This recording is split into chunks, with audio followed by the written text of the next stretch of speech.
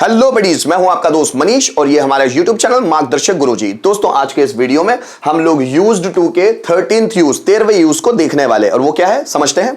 Subject has have got used to object, और object जो noun form में ही होगा। अगर कोई वर्ब भी आ रही है ना तो वो भी नाउन फॉर्म में ही होगी, मतलब आईएनजी फॉर्म में।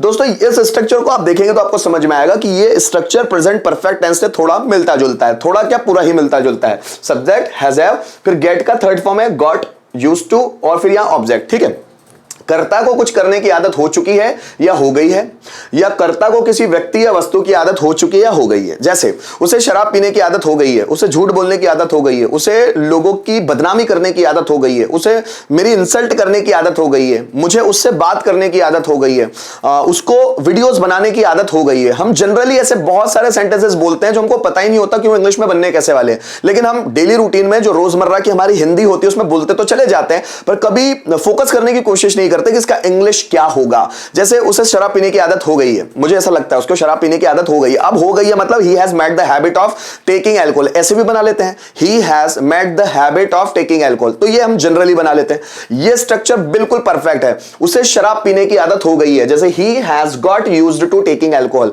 आईएनजी फॉर्म ही आएगा, नाउन फॉर्म ही आएगा वर्ब का भी। सो ही हैज, अब मुझे बताने की जरूरत नहीं कि हैज है वो लगता कहां है ना। So he has got used to taking alcohol, मुझे पढ़ाने की आदत हो गई है भाई, इसलिए मैं थकता नहीं हूं, पढ़ाने की आदत हो गई है। I have got used to teaching, Ram को बच्चों को मोटिवेट करने की आदत हो गई है, Ram has got used to motivating students, उसे किताबें पढ़ने की आदत हो गई है। He has got used to reading books, मुझे बच्चों को पीटने की आदत हो गई है। I have got used to beating students, है ना। इलेक्ट्रिशियन को फैन रिपेयर करने की आदत हो गई है, इसलिए इतनी जल्दी कर लेता है वो, उसको फैन रिपेयर करने की आदत हो गई है। Electrician has got used to repairing fan, हमें सेंटेंसेस बनाने की आदत हो गई है। So we have got used to making sentence, है ना। स्टूडेंट्स को टॉपिक प्रिपेयर करने की आदत हो गई है, students have got used to preparing topics.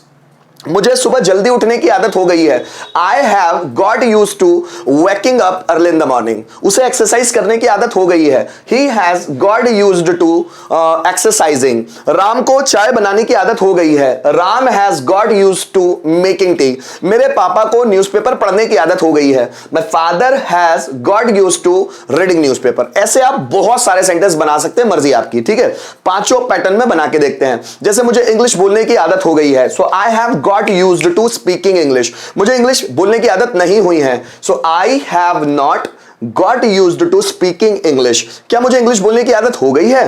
Have I got used to speaking English, मुझे इंग्लिश बोलने की आदत कैसे हो गई है? So how have I got used to speaking English, किसे इंग्लिश बोलने की आदत हो गई है? So who has got used to speaking English? Teacher को पढ़ाने की आदत हो गई है, teacher has got used to teaching, teacher को पढ़ाने की आदत नहीं हुई है, teacher has not got used to teaching। क्या टीचर को पढ़ाने की आदत हो गई है?